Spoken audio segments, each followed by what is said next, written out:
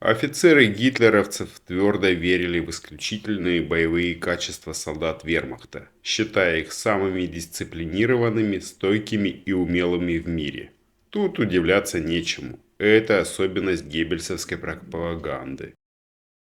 В то же время у гитлеровских военачальников сложилось однозначное мнение о боеспособности их противников – американских и советских военнослужащих. Об этом и пойдет речь в этом ролике.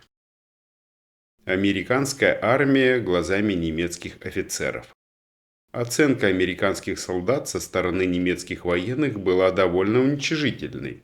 Участники боев на Западном фронте отмечали их недостаточную стойкость и решительность. По мнению немецких командиров, успех армии США в сражениях объяснялся не качествами их солдат, а практически неограниченными ресурсами, числом танков, артиллерии, боеприпасов и техники. В то время как в Германии к 1944-1945 годам уже ощущался острый дефицит ресурсов, американцы могли позволить себе вести войну методично и систематически, полагаясь на превосходство в численности и огневой мощи. Особенно выделялась американская артиллерия. Несмотря на то, что по точности и оперативности она уступала британской, ее количество компенсировало все недостатки. Немцы отмечали, что американцы умело концентрировали артиллерийский огонь в местах прорыва, создавая мощное давление на линии обороны. Они просто заваливали поле боя огнем, а потом уже принимали какие-то оперативные действия.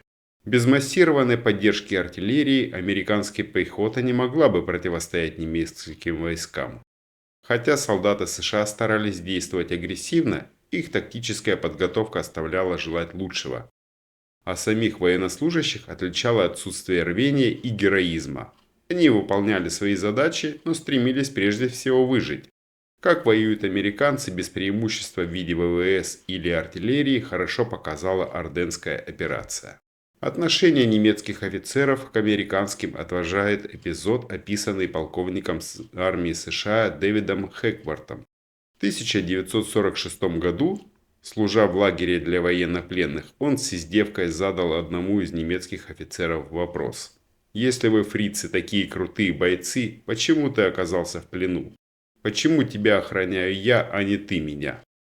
Гитлеровец посмотрел ему в глаза и ответил: «Я командовал батареей из 6 88 миллиметровых орудий. Когда на нас пошли ваши танки, мы отстреливали их каждую минуту, но у нас закончились орудийные снаряды, а ваши танки не закончились». Красная армия глазами немецких офицеров. Взгляды немцев на Красную армию сначала формировались под влиянием нацистской пропаганды. Советские военнослужащие представлялись как большевистские варвары, несущие разрушение и хаос.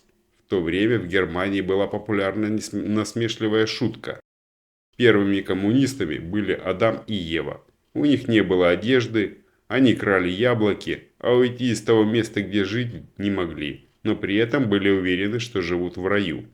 Однако реальная встреча с Красной армией в начале войны оставила у немцев двоякое впечатление.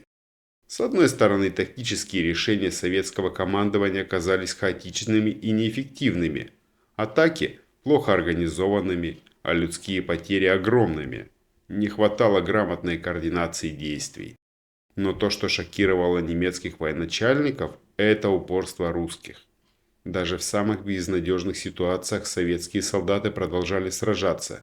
Их физическая выносливость, способность переносить лишения и выдерживать неимоверные трудности вызывали у противника искреннее уважение, чего одна только Брестская крепость стоит, а таких мест было сотня.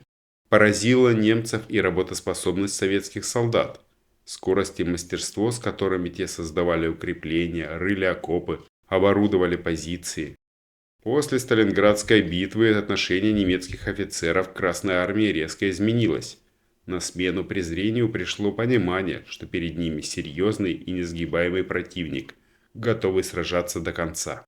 В представлении немецких офицеров американские солдаты были хорошо обучены, экипированы и вооружены, но не проявляли никакого стремления к самопожертвованию и избегали лишнего риска. Они сражались методично, но не обладали боевым духом. Вероятно, если бы им пришлось встретиться с вермахтом образца 41-43 годов, их армия была бы разгромлена в считанные месяцы. Советские солдаты, напротив, воспринимались как бесстрашные воины, готовые умереть за свою родину.